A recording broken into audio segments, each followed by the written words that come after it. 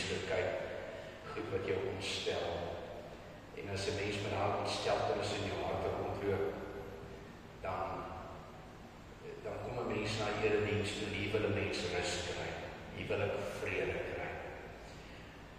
Ons gaan na 'n lied luister, pragtige lied. David het dit so mooi verwoord, Psalm 23, en hierdie lied word baie mooi gesing. En Amerika direk, nadat ons na die lied geluister het, dan gaan ons 'n toewydingslied sing. Vader in die hemel, ek gaan dit nie aankondig nie, ek sal vir jou kyk as jy wil, dan gaan jy begin speel, en sing ons al drie die verse, terwyl ons ook net so bly sit, pragtige aanbiddingslied. Kom ons luister na hierdie pragtige lied.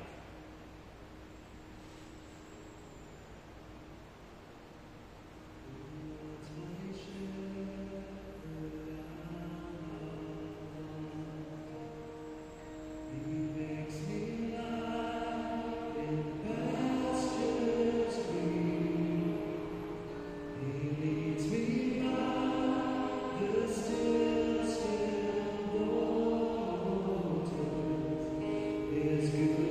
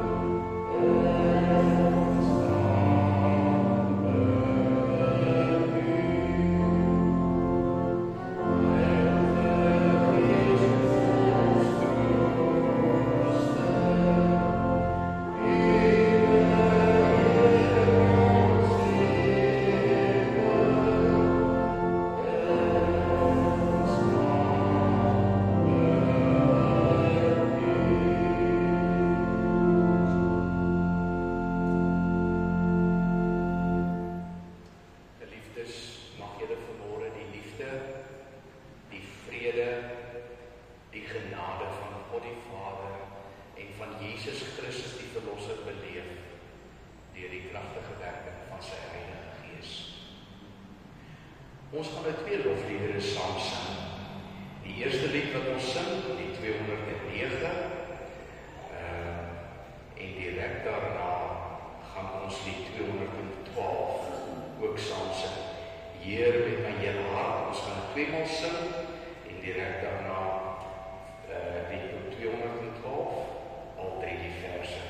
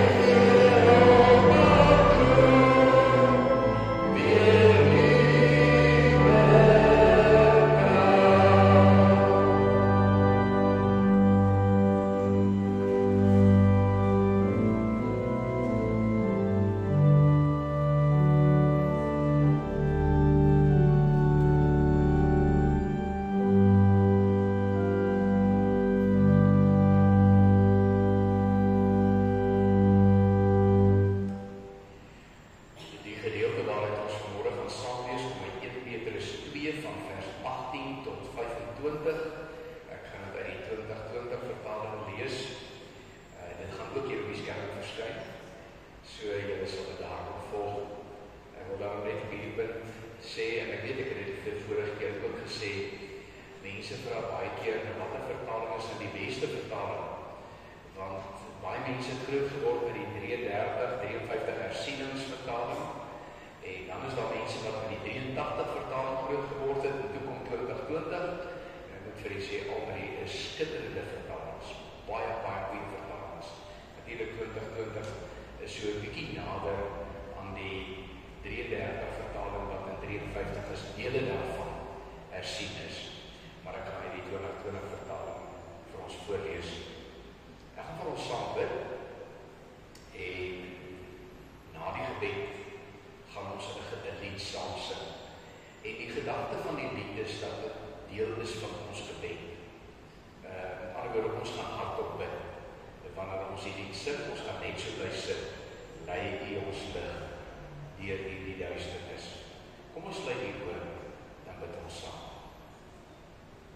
Almagtige God, Hemelvader, baie dankie dat ons in Christus U kinders mag wees. Baie dankie Here dat U bemoeienis maak met mense soos ons, dat ons vir U belangrik is. Ja, so belangrik dat U bereid was om U seun op te offer, om in ons plek die straf te dra vir ons sondes.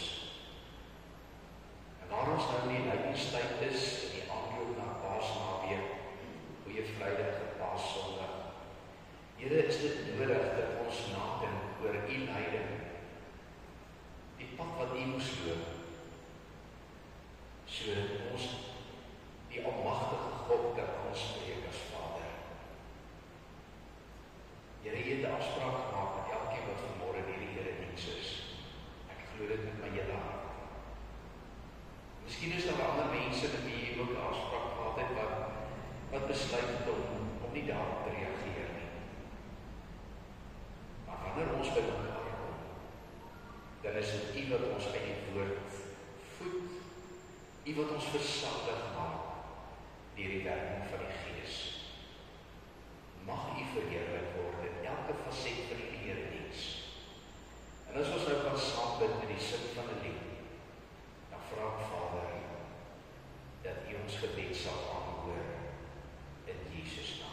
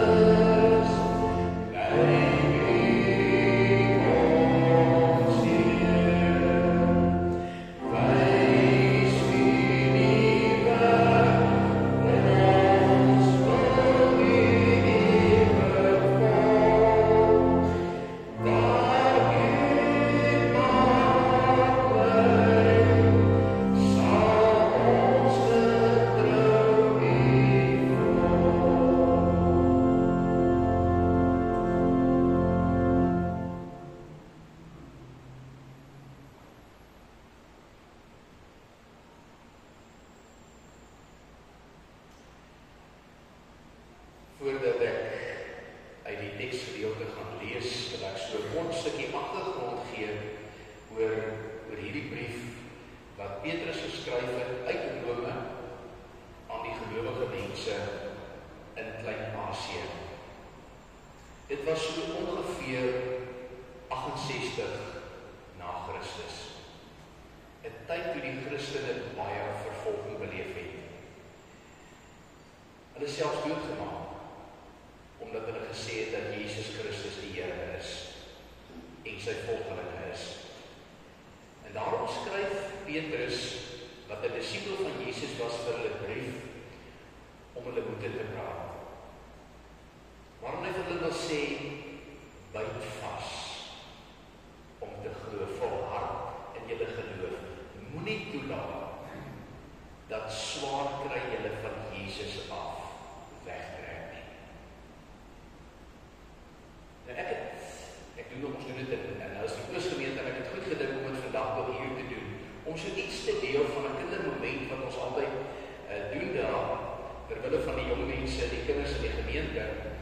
En ek het verlede Sondag, toe dit nou lang naweek was, 'n kindermoment gereed gemaak, en weet dit is lang naweek, of nie daar gedink nie.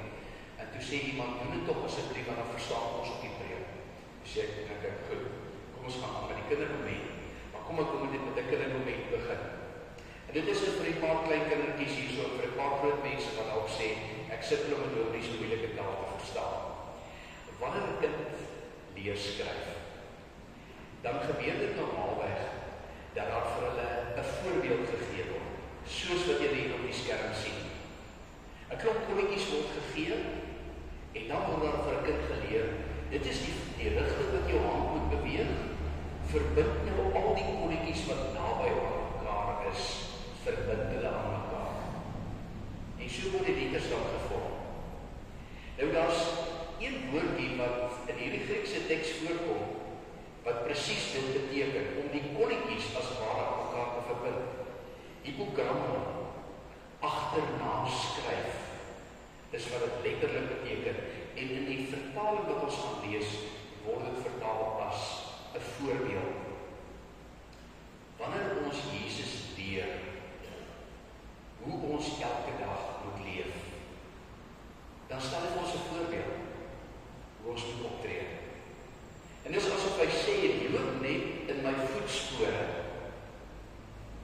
Loop net in my voetspore, dan is jy veilig. En vandag se voetspore wys die swaarkrippe pad wat Jesus moes loop, en sê dat mense wat hom volg, moet verwag dat hulle ook swaar kry gaan beleef.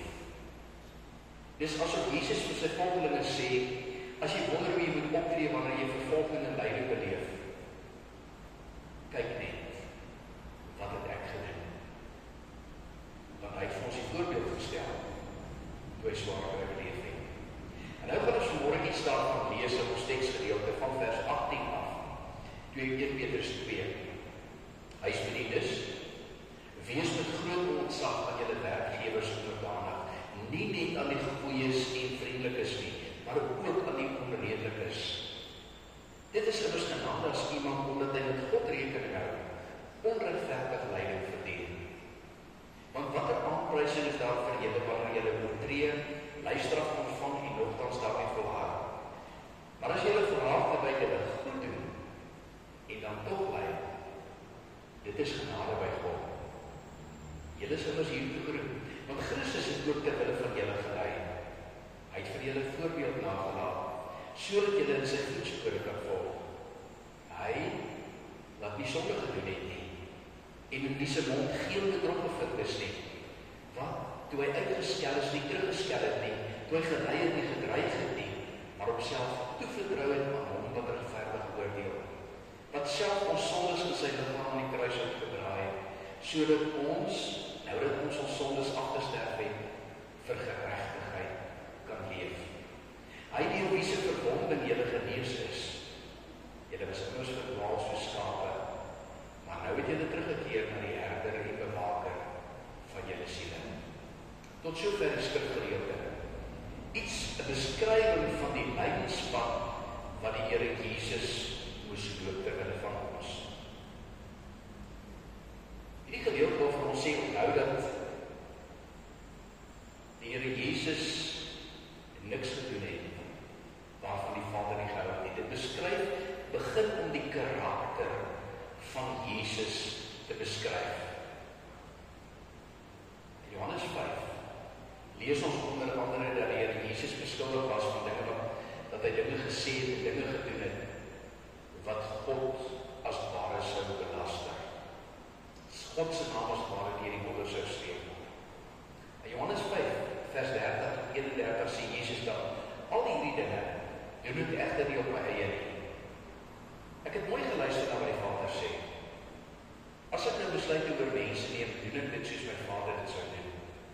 Daarom is ek ook seker dat my besluite altyd reg en regverdig is.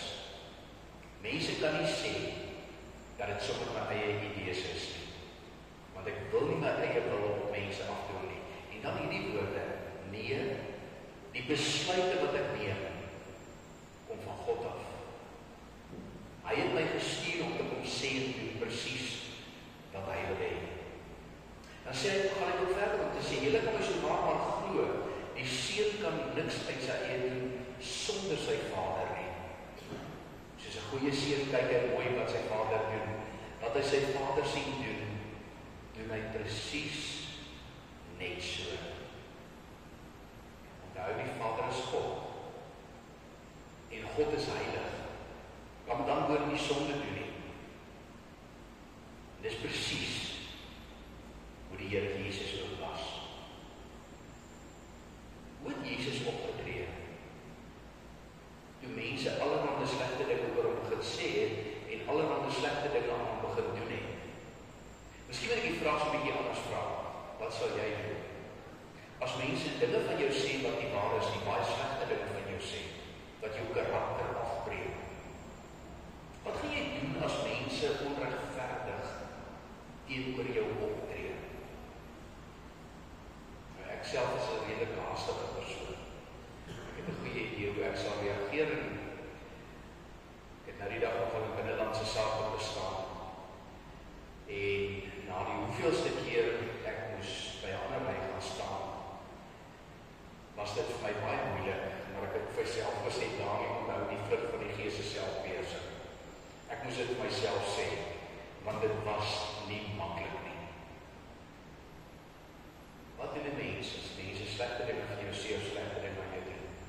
Weet jy, as ek so kyk na die politieke leiers en wat baie ander mense sê en doen, dan lyk dit vir my asof daar sommige mense is wat glo dat as jy net die hardste kan skree, as jy iemand wat sleg sê, dan gaan jy in 'n beter posisie wees as die persoon wat sleg gesê word. Geliefdes, ons moet bid dat die Here ons sal help om nie sy naam hierdie modder te sleep in die manier waarop ons optree, wanneer slegte dinge met ons gebeur en ons voel dit is so onregverdig nie, veral as dit 'n klomp leuns is wat mense oor ons vertel nie. Dan moet ons woorde praat wat God eer of stil bly. Die Christene in Klein-Asie wie hierdie brief geskryf is, en ek het dit net reeds genoem, het baie lyding ervaar. Omdat daar teen hulle gediskrimineer is, hulle is eenkant toe beskryf. Baie van hulle kon slegs as huisbediendes werk kry. En dan was hulle nie noodwendig regverdig behandel nie. Sommige was regverdig behandel, maar nie almal nie. Trouwens, die meerderheid van hulle het diskriminasie beleef, swaarkry beleef. Want jy sien, dit het van bo af gekom. Die keiser het gesê, jy kan vir 'n Christen enigiets sê, jy kan enigiets aan 'n Christen doen, en dit is maar oukei. Ek gaan niks aan jou doen nie. 1 Petrus 2 vers 12 verwys dan ook na al die hatige beskuldigings wat teen die Christene ingebring is. In Hoofstuk 3 vers 15 lees ons hoe hulle voor regters gedaag is, aardsregters, en hulle moes rekenskap gee van dinge wat hulle nooit gesê of gedoen het nie. Dis presies wat met Jesus gebeur het.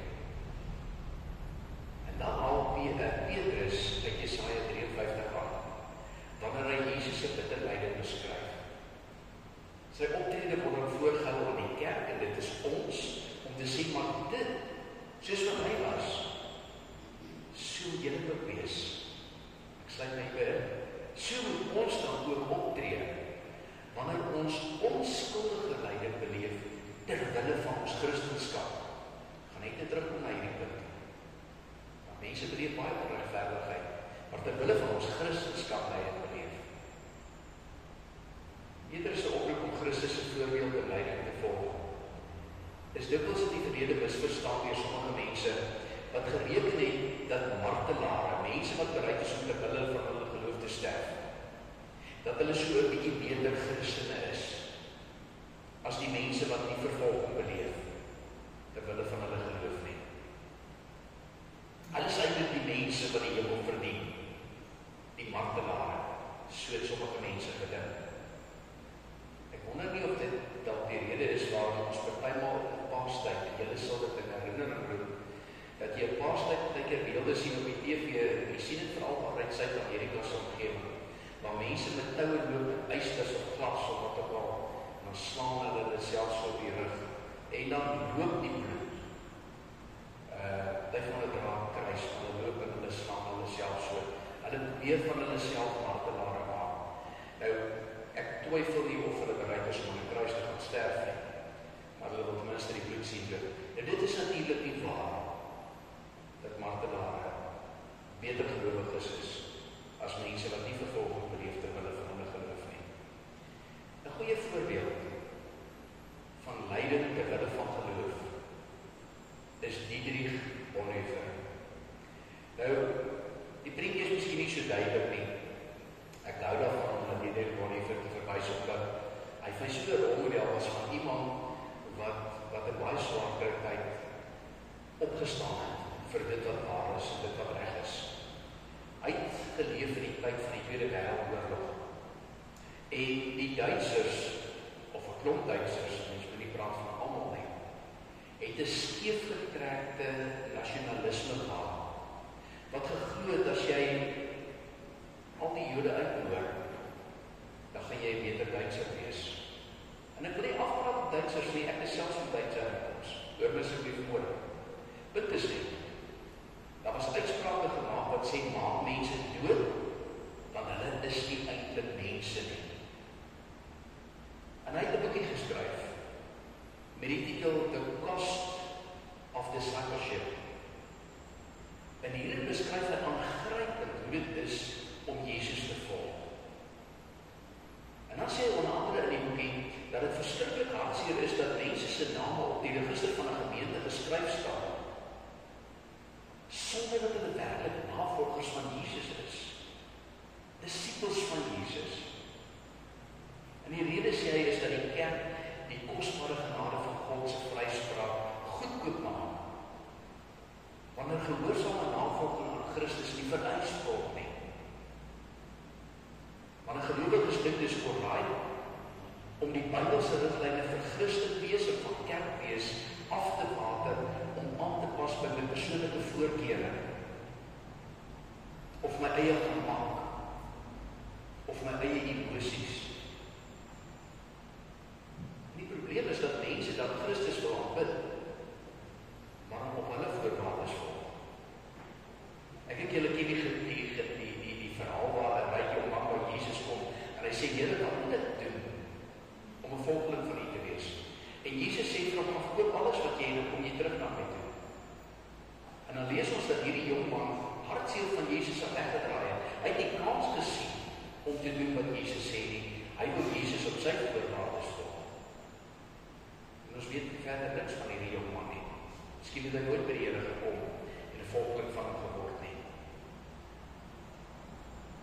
Dan sê Bonhoeffer baie radikale ding in hierdie boekie The Cost of Discipleship. Hy sê, as Christus 'n mens roep om hom te volg, roep hy daardie mens om in hom of in haarself te sterf. Om te kies teen my sondige menswees neigings en om te kies om soos Jesus te wees, om in Jesus se spore te loop. Dit is baie, baie moeilik. Ek vermoed is dalk makliker om in 'n kruis te sterf as om in jouself te sterf. Want ek moet myself verloor, myself doodmaak. Sluit aan by wat Jesus in Matteus 16 sê, as mense my volgelinge wil wees, moet hulle hulle hele lewe vir my gee. Om my te volg is baie moeilik. Dit is net so moeilik as om jou eie kruis in die plek van jou teregstelling toe te dra. As jy net vir jouself wil lewe, sal jy uiteindelik jou lewe verloor en in die doderyk beland. As jy egter bereid is om jou lewe aan my te gee, sal jy beslis 'n plek kry in God se nuwe wêreld, so die boodskap hierdie gedeelte beskryf. Liefdes, dit is hoe praktiese Christendom lyk. Dit is hoe gehoorsaamheid aan Christus lyk. En Bonhoeffer was 'n voorbeeld hiervan. Hy is iemand wat dit geglo het. Hy is iemand wat dit geleef het. Hy is iemand wat sy lewe daarvoor gegee het. Want 2 weke voordat die geallieerde magte die Buchenwald konsentrasiekamp ontsette die gevangenes bevry het die Duitsers vir Bonhoeffer opgehang, doodgemaak, omdat hy nie wil afsien van sy Bybelse uitsprake wat eintlik maar teen die nasie-denkrigting was nie. Weet jy wat die lees van hierdie teks, het ek net weer besef hoe aktueel die woord van God vir vandag se kerk is, vir ons is. Want daar is 'n groot aanslag op die kerk om te sê, moenie hierdie soort van preek nie. Hierdie ding van jy moet sterf in jouself nie. Nee, preek die mooi goeders. Preek net oor die liefde. Praat net oor die genade. Moenie praat van kruisig myself nie. Want, sê mense dan, dit moedig in 'n sekere sin 'n slawemoraal by mense aan. Om nie te veg vir wat hulle sin is nie. En dis die rede waarom Karl Marx, die vader van die kommunisme, gesê het dat godsdienst opium vir die volk is. Omdat dit mense tevrede hou wanneer hulle onderdruk word. Liefdes, die woord van God sê dat dit genade by God is om onskuldig te bly terwille van my geloof. Dat ons geroep is om in Jesus se voetspore te volg. Miskien moet ek op hierdie punt net sê, onskuldig bly terwille van my geloof is anders as om jou lewe af te lê vir 'n verdienstelike saak, 'n noble cause. Ek wil dis 'n baie verdienstelike saak as iemand sê, ek is bereid om vir my land te gaan veg. Ons sien nou baie beelde daarvan in die Oekraïne, waar mense sê, ek sal my familie agterlaat en ek gaan vir my land veg. Dis 'n noble cause, dis 'n goeie saak, verdienstelik. Dis nie wat onskuldige lyding beteken nie. Onskuldige lyding is iets wat mense nie noodwendig as waardevol gaan sien nie, wat hulle nie noodwendig as sinvol gaan sien nie. Abraham se bereidheid om sy seun, sy enigste seun Isak te offer, was nie 'n heldendaad nie. Ek glo dat dit vir Abraham bitter moeilik was om sy seun teen daai berg uit te vat en uiteindelik op 'n altaar neer te lê met die wete ek gaan hom nou doodmaak. Iemand het wel gesê, miskien was dit nie so moeilik nie, want sy kind was waarskynlik 'n tiener. Maar dit is nie heeltemal die waarheid nie. Ek dink hy het bitter swaar gekry, deur wroging gegaan, totdat God daardie lammetjie in die plek gegee het van sy seun. In onskuldige lyding is daar nie sprake van heldhaftigheid nie. Dis lyding as gevolg van my gehoorsaamheid aan God. Vir ons vandag is dit lyding terwille van Christus, net soos wat sy lyding terwille van ons was. Op hierdie punt wil ek net sê dat dit verkeerd sou wees om die geloofsvervolging waarna Petrus verwys in hierdie gedeelte gelyk te stel aan enige vorm van politieke vervolging wat ras of woke gedrewe is. Jy ken die woke beweging. Ek glo dat gelowiges hulle sterk uitspreek teen elke vorm van onreg in die wêreld. Ongeag die ras, die geslag, die herkoms, ons moet opstaan vir wat die waarheid is. Maar daarmee saam moet ons alles doen om God se eer en God se koninkryk eerste te soek. Gaan nie oor my persoonlike voorkeure dat ek met die Bybelse waarheid wil probeer of 'n Bybelse sousie wil probeer regverdig nie. Gaan oor God se eer, soos wat hy homself openbaar in die Bybel. Die belofte wat God vir ons gee. As ons sy koninkryk eerste soek, hy sê ek sal vir julle alles gee wat julle nodig het. As jy nou die Griekse teks gaan kyk, wat alles beteken, hoor jy wat dit alles vertaal word? Weet jy wat beteken dit? Alles. Ek sal alles vir julle gee wat julle nodig het. Nie wat julle noodwendig wil hê nie, maar wat julle nodig het, sal ek vir julle gee.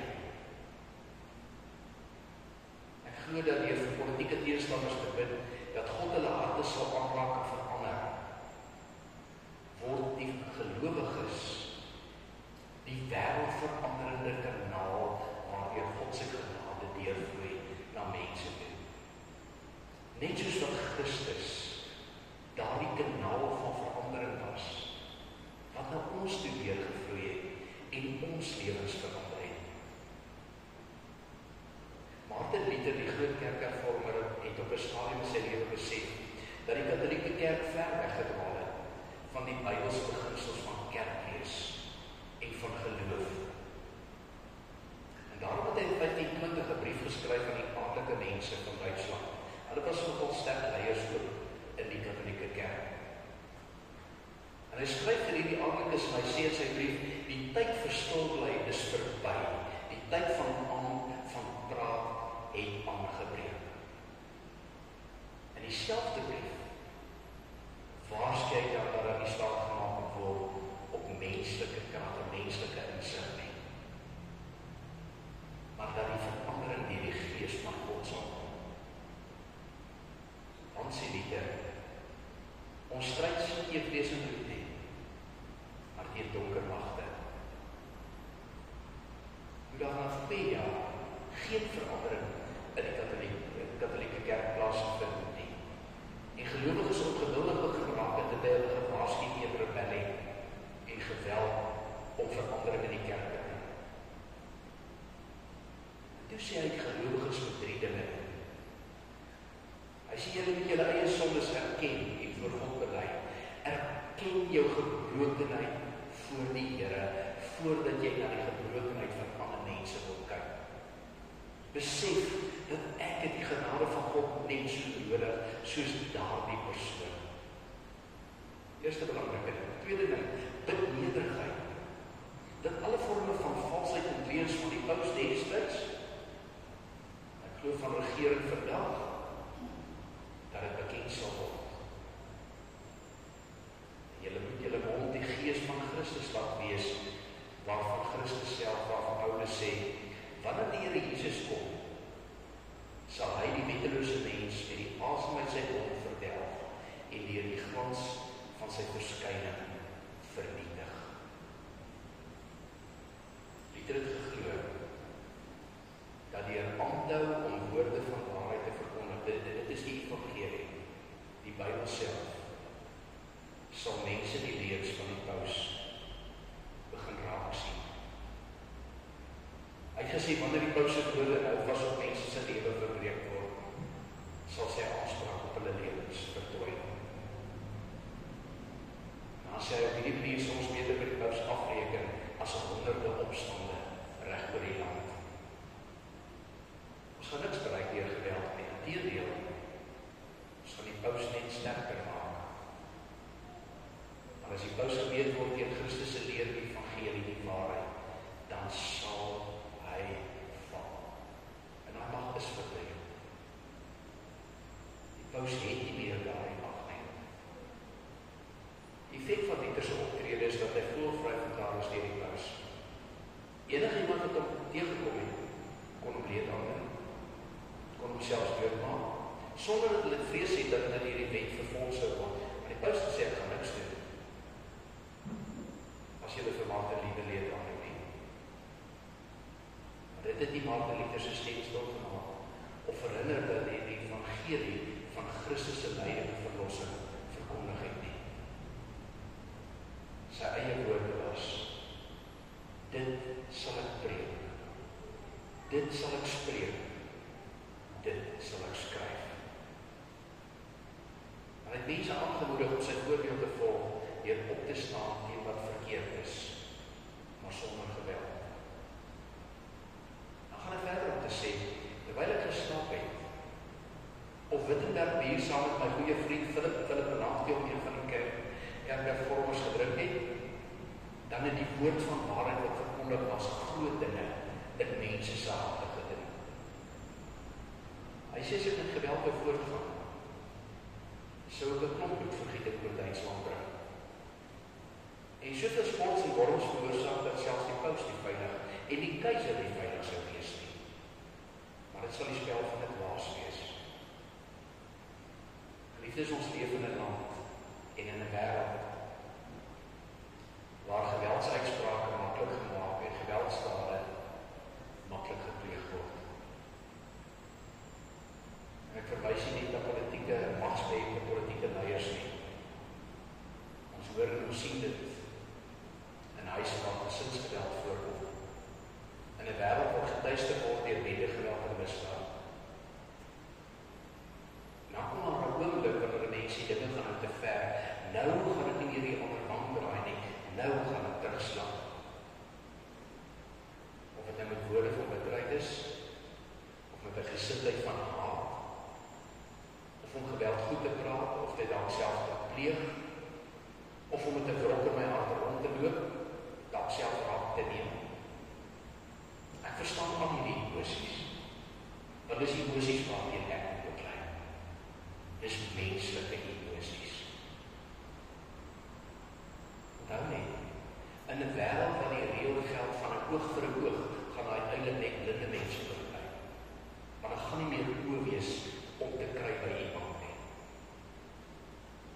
Maar nog belangriker om te onthou, is dat ons in Christus nuwe mense geword het, met 'n nuwe lewenshouding, met 'n nuwe lewensverwagting. Wanneer hierdie negatiewe emosies dreig om oor te neem in tye van onskuldige lyding, is dit belangrik dat ons onthou wat Jesus moes opoffer om dit moontlik te maak dat ek en jy 'n kind van God kan wees. As kind van God is ek en jy geroep om altyd te dink aan Jesus se voorbeeld, toe hy gelei en bitter beproewing beleef het. In die voetspoor van Jesus moet ons dan bid dat ons soos hy sal optree. Hoe hy nogal gebid het vir die mense wat hom vervolg en in deur daardie lyding gesit het. En as jy sê ek kan nie, onthou God het sy gees gegee om in elkeen van sy kinders te woon. En sy gees gee ons die krag om staande te bly in ons geloof. Sy gees stel ons in staat om gehoorsaam te bly aan Jesus. Nou net wat Paulus en Silas gedoen het, ons lees in Handelinge 16 daarvan. Toe hulle verhoor was en in 'n tronksel gegooi is, waar hulle lywe stukke geslaan is. Hulle het nie gaan sit besaak nie. Hulle het lofliedere gesing. En had 'n aardbewing gekom, die tronk se deure oopgevou, julle ken die verhaal. Paulus en Silas het onskuldige lyding ervaar, omdat hulle ter wille van hulle geloof opgestaan het vir die Here. En die Here het hulle vrygemaak. Onthou dat niks vir jou en vir my uit God se hande sal bring nie. En dat niks ons van sy liefde sal skei nie. Al word ons ter wille van ons geloof aan die dood uitgelewer en so slagskaap op opgelaat, soos wat Paulus skryf in Romeine 8. Vind jou krag, vind jou vrede in Christus, dat in Christus se oorwinning en sy opstandingskrag oor die mag van duisternis, sal ons, elkeen van ons wat in hom glo, meer as oorwinnaars wees oor enige duister mag. Glo dit, dis die waarheid. Amen. Dankie Here, dat U deur hierdie gedeelte met my gepraat het. Dat U my kom aanspreek het oor my gesindheid, hoe ek dikwels optree. En waar ek dinge moet verander, anders moet dink, anders moet praat, anders moet doen. Ek bid Vader dat U die Gees elkeen van ons sal aanraak om in die voetspoor van Jesus te loop en te sê, maar ek gaan dit anders doen. Want ek het 'n voorbeeld wat ek kan navolg. Ek kan agterna skryf, soos wat Petrus hier sê. As al die kolletjies bymekaar kom, dan sien ek die beeld van Jesus. Dan sien ek die beeld van Jesus ook in ander mense raak. En ek weet, dat soos wat ek uit die genade leef, elke mens nodig het om U te ken, om uit daardie genade te kan leef. Help ons Here, in 'n tyd soos hierdie, ons vra dit in Jesus naam. Amen.